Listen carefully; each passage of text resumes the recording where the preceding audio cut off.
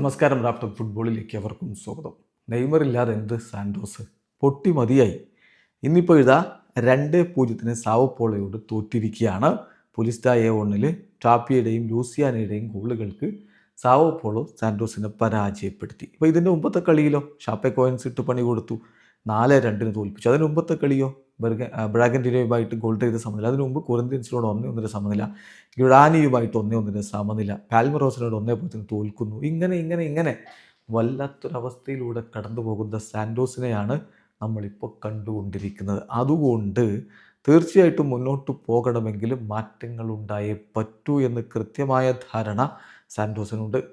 ഇപ്പോൾ സാൻഡോസിനെ സംബന്ധിച്ചിടത്തോളം നെയ്മർ ജൂനിയറെ തിരികെ കൊണ്ടുവരണം. ലഭ്യമാകുന്ന വിവരങ്ങൾ പ്രകാരം അടുത്ത മത്സരത്തിൽ നെയ്മർ ജൂനിയർ ഇറക്കാനാണ് പദ്ധതി. അടുത്ത മത്സരത്തിൽ കുറച്ച് മിനിറ്റുകളെങ്കിലും നെയ്മർ ജൂനിയർ കളിക്കളത്തിൽ ഉണ്ടാകുമെന്ന് പ്രതീക്ഷിക്കുന്നു. എന്ന് പറഞ്ഞാൽ ഫെബ്രുവരി 4 അടുത്ത മത്സരം വരുന്നത്. സാൻഡോസിൻ്റെ അടുത്ത കളി അതും സാവോ പോളോക്കെതിരെയാണ്.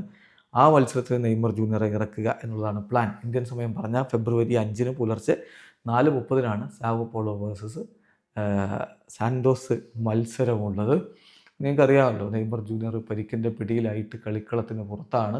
അദ്ദേഹം അതിൽ നിന്ന് വളരെ മികച്ച രൂപത്തിൽ റിക്കവറായി വരുന്നുണ്ട്. ഇനി അദ്ദേഹത്തിൻ്റെ സാന്നിധ്യം കൂടി ഉണ്ടാകുമ്പോൾ സാൻഡോസിനെതിരെ വലിയ ഉത്തേജക ശക്തിയായി മാറും എന്ന പ്രതീക്ഷയിൽ തന്നെയാണ് ആരാധകരുള്ളത്. അതിനൊക്കെ അപ്പുറം വേൾഡ് കപ്പ് സ്കോഡിലേക്ക് ഇടം പിടിക്കണമെങ്കിൽ മാർച്ച് മാസത്തിലെ ബ്രസീലിൻ്റെ ഇൻ്റർനാഷണൽ ബ്രേക്കിലെ മത്സരങ്ങൾക്കുള്ള സ്കോഡിലേക്ക് ഇടം വേണം.